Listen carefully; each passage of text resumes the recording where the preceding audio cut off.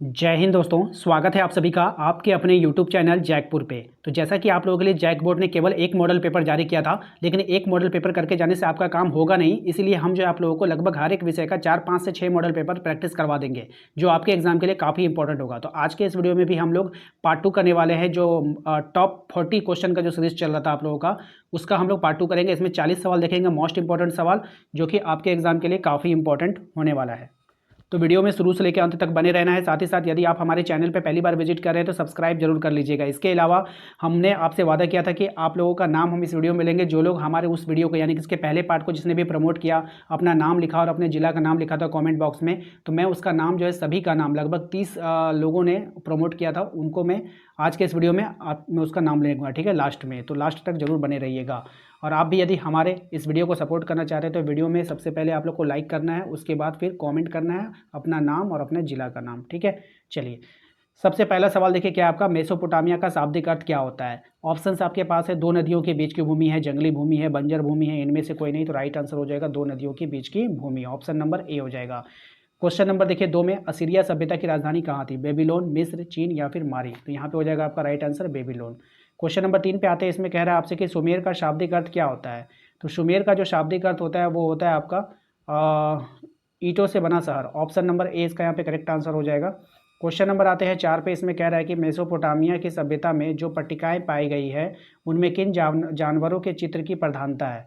तो कौन से जानवर है, बैल है, रोटियां हैं, मछलियां हैं। तो देखिए यहाँ पे रोटियां तो जानवर है नहीं, लेकिन थोड़ा सा मिस्टेक है, ठीक है, इसलिए बैल मछली है इसका आंसर। यहाँ पर भी कोई ऐसा जानवर ही होना चाहिए, तो इनमें से सभी हो जाता है इसका आंसर, ठीक है। क्वेश्चन नंबर आते हैं हम लोग 5 पे। कुम्हार के चाक का आविष्कार किस सभ्यता की देन है। तो ये जो देन है मेसोपोटामिया की सभ्यता का देन है, ऑप्शन नंबर डी हो जाएगा। क्वेश्चन नंबर आते हैं 6 पे। इसमें कह रहा है मेसोपोटामिया की प्रमुख उपज वाली फसल कौन सी थी। तो ये जो प्रमुख उपज वाली जो फसल थी, गेहूं, जौ, मटर, इनमें से सभी। तो यहाँ पर इसका राइट आंसर हो जाएगा आपका गेहूँ, ऑप्शन नंबर ए हो जाएगा, ठीक है। क्वेश्चन नंबर आते हैं 7 पे। इसमें कह रहा है कि झूलते बाग किस सभ्यता की देन है। माया सभ्यता, बेबीलोन सभ्यता, हड़प्पा सभ्यता, मिस्र की सभ्यता। तो राइट आंसर हो जाएगा इसका बेबीलोन की सभ्यता, ऑप्शन नंबर 20 का यहाँ पे करेक्ट आंसर होगा। क्वेश्चन नंबर आते हैं 8 पे। इसमें कह रहा है कि बेबीलोन में झूलते बाग का निर्माण किस शासक ने करवाया था। तो यहाँ पर जो झूलते बाग का निर्माण करवाया था नबूवत नेजर ने करवाया था, ऑप्शन नंबर ए हो जाएगा। क्वेश्चन नंबर आते हैं 9 पे। इसमें कह रहा है कि किस पुस्तक में जल प्लावन की घटना आती है, यानी कि कौन सी पुस्तक में आती है। बाइबल में, गीता में, ओल्ड टेस्टामेंट में या फिर इनमें से कोई नहीं। तो राइट आंसर हो जाएगा इसका बाइबल, ठीक है। क्वेश्चन नंबर आते हैं 10 पे। इसमें कहा गया है कि मिस्र की सभ्यता का विकास किस नदी के किनारे हुआ। नील, दजला, सिंधु या फिर फरात। राइट आंसर हो जाएगा आपका नील नदी, ऑप्शन नंबर ए हो जाएगा। क्वेश्चन नंबर 11 पे आते हैं। रोमन साम्राज्य में नाइट किन्हें कहा जाता था। सीनेट के सदस्य को, न्यायाधीशों को, अश्वरोहियों के या फिर शाहूकारों को। तो जो इसका राइट आंसर हो जाएगा वो हो जाएगा आपका अश्वरोहियों को, ऑप्शन नंबर सी हो जाएगा। क्वेश्चन नंबर आते हैं 12 पे। जब रोम जल रहा था तो रोम कौन सा शासक बांसुरी बजा रहा था। काफ़ी फेमस सवाल है, कई बार एग्जाम में आ चुका है। तो सीजर, ऑगस्टस, नीरो या फिर जस्टिनियन। क्या होगा राइट आंसर, सही जवाब हो जाएगा इसका नीरो, ऑप्शन नंबर सी हो जाएगा। क्वेश्चन नंबर आते हैं हम लोग 13 पे कि पेपिरस कहाँ पाया जाता था। तो पेपिरस जो पाया जाता था वो कहाँ पाया जाता था। नील नदी के किनारे, टैबेट नदी के किनारे, अरब सागर के किनारे। तो राइट आंसर हो जाएगा आपका नील नदी के किनारे, ऑप्शन नंबर ए हो जाएगा। रोम का इतिहास किसने लिखा था। टाइटस लिवी ने, होरेस ने, ओबेड ने या फिर पिलनी ने। तो इसका जो राइट आंसर हो जाएगा वो हो जाएगा टाइटस लिवी ने, ऑप्शन नंबर ए इसका यहाँ पे करेक्ट आंसर होगा। क्वेश्चन नंबर आते हैं 15 पे। क्वेश्चन नंबर 15 में कहा है जुलाई माह का नाम किसके नाम पर पड़ा। जूलियस सीजर, ऑगस्टस, नीरो या फिर डायक्लेशियन। राइट आंसर हो जाएगा आपका जूलियस सीजर, ठीक है, ऑप्शन नंबर ए हो जाएगा। क्वेश्चन नंबर आते हैं 16 पे। इसमें कहा गया है कि रोमन साम्राज्य के राजनीतिक इतिहास के 3 मुख्य खिलाड़ी कौन है। सम्राट, अभिजात वर्ग, सेना या फिर उपरोक्त में से सभी। तो राइट आंसर हो जाएगा उपरोक्त में सभी, ये तीनों हो जाएगा, ठीक है। क्वेश्चन नंबर आते हैं हम लोग 17 पे। कह रहे हैं दिनारियस क्या था। काफ़ी अच्छा सवाल है, कई बार एग्जाम में आ चुका है। सोने का सिक्का, चांदी का सिक्का, तांबे का सिक्का। तो ये था आपका चांदी का सिक्का, ऑप्शन नंबर बी हो जाएगा। क्वेश्चन नंबर आते हैं 18 पे। निम्नलिखित में से कौन रोमन साम्राज्य का हृदय कहा जाता है। किसको कहा जाता है ये बताना है आपको। तो यहाँ पे कहा जाता है भूमध्य सागर को, ऑप्शन नंबर सी इसका यहाँ पे करेक्ट आंसर होगा। क्वेश्चन नंबर आते हैं 19 पे कि स्पेन डैश के व्यापार के लिए प्रसिद्ध है। जैतून का तेल, शराब, धातु या फिर इनमें से कोई नहीं। तो देखिए इसका जो सही जवाब हो जाएगा वो हो जाएगा आपका जैतून का तेल, ऑप्शन नंबर ए इसका यहाँ पे करेक्ट आंसर होगा। क्वेश्चन नंबर आते हैं हम लोग 20 पे। इसमें कह रहा है पेपायस पेपेरस क्या था। तो ये जो था आपका पत्थर था, पौधा था, धातु था, ये क्या था, एक तरह का पौधा था, ऑप्शन नंबर बी हो जाएगा। क्वेश्चन नंबर आते हैं 21 में, हज़रत मोहम्मद साहब का जो जन्म हुआ था वो कब हुआ था आपको बतानी है। तो ये हुआ था 570 ईस्वी में। ऑप्शन नंबर 20 का यहाँ पे करेक्ट आंसर हो जाएगा। क्वेश्चन नंबर आते हैं हम लोग 22 पे, पैगंबर मोहम्मद साहब का वास्तविक नाम क्या था, यानी कि रियल नेम आपको बतानी है उसका। तो अहमद, ऑप्शन नंबर ए इसका यहाँ पे करेक्ट आंसर हो जाएगा। क्वेश्चन नंबर आते हैं 23 पे कि जिम्मी किसे कहा गया है, ईसाइयों को, यूनानियों को, ईसाई और यहूदियों को, या फिर इनमें से कोई नहीं। तो देखिए इसका जो राइट आंसर हो जाएगा वो हो जाएगा ईसाइयों को। देखिए अभी तक आपने अगर हमारे वीडियो को लाइक नहीं किया तो लाइक कर दीजिएगा, क्योंकि इतना फास्ट रिवीजन आपको पूरे यूट्यूब पर कोई नहीं कराएगा। 10 मिनट से भी कम का समय लेते हैं और 40 क्वेश्चन आप लोगों का रिवीजन करवा देते हैं, यानी कि आपका कितना समय बचता है। तो आप लोग अपना टाइम निकाल करके कम से कम वीडियो को लाइक कर दिया करो। ये लाइक हमारे लिए मोटिवेशन का काम करता है। जितना जल्दी आप लाइक करते हो, 200 लाइक का टारगेट रखते हैं, जितना जल्दी आप इसको पूरा करते हो उतना जल्दी फिर आप लोगों के लिए वीडियोस हम बना पाते हैं। ठीक है, तो वीडियो को लाइक ज़रूर कीजिएगा।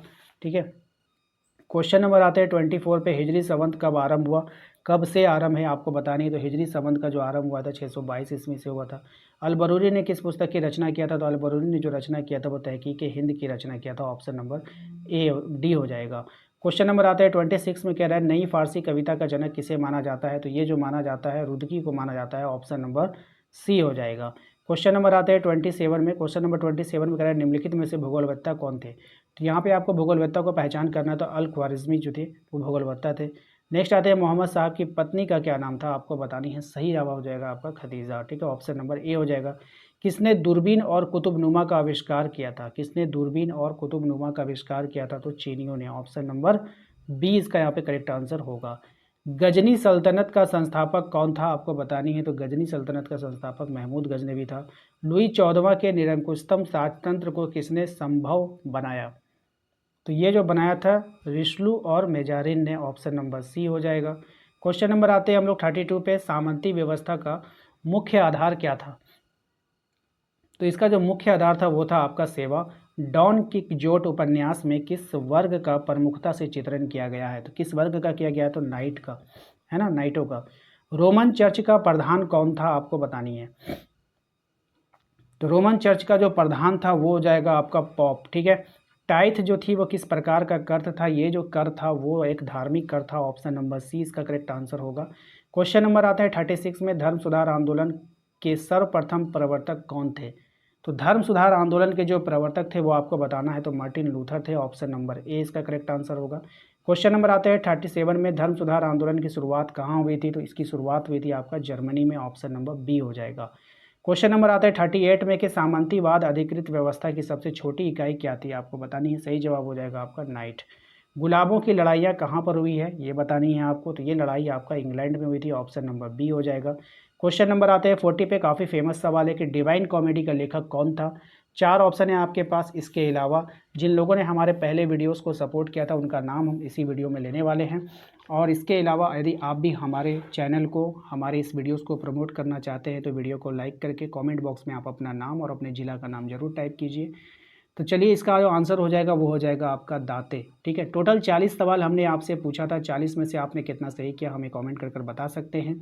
इससे पहले पार्ट को जिन लोगों ने सपोर्ट किया था उनमें थे सबसे विशाल राजपूत झारखंड से, सुमन कुमारी जो है वो भी झारखंड से है, वर्षा धनबाद से है, मुर्शिद आलम है साहिबगंज से, बंटी बोकारो से है, रविसन ओराव गुमला से है, विशाल जामताड़ा से, जुनैद अंसारी धनबाद से, सानिया परवीन लातेहार से, वासुदेव पाकुड़ से, बिपाशा धनबाद से, आदर्श गुप्ता गढ़वा से, रोशनी सिंह देवघर से, DK देवघर से, कृष्णा कोडरमा से, बैदान हेम्ब्रम ये भी कोडरमा से है, विनोद लातेहार से, मंजुन कुमारी यानी मुंजुन कुमारी हैं गिरिडीह से, अंजू गुड्डा से, राहुल कुमार रांची से, कुणाल देवघर से, अंशु तिर्की लोहरदग्गा से, आशीष रजक देवघर से, बबीता चतरा से, श्रीकांत गिरिडीह से, बायजीत लातेहार से, अंशु सिंह गिरिडीह से, गौरव देवघर से, संजना हजारीबाग से और सोनी कुमारी ये जो है आपका पाकुड़ से हैं, जिन्होंने हमारे पहले वीडियोस को प्रमोट किया, सपोर्ट किया। और भी जिन लोगों का नाम होगा वो मैं उसको नेक्स्ट वीडियो में ज़रूर लूँगा। आप भी अगर हमारे इस वीडियो यानी कि सेकंड वीडियो को भी प्रमोट करना चाहते हैं तो आप अपना नाम और अपने ज़िला का नाम कमेंट बॉक्स में ज़रूर टाइप करें। हम इसके नेक्स्ट वीडियो में आपका नाम ज़रूर लेंगे। मिलते हैं नेक्स्ट अगले वीडियो में। Thank you.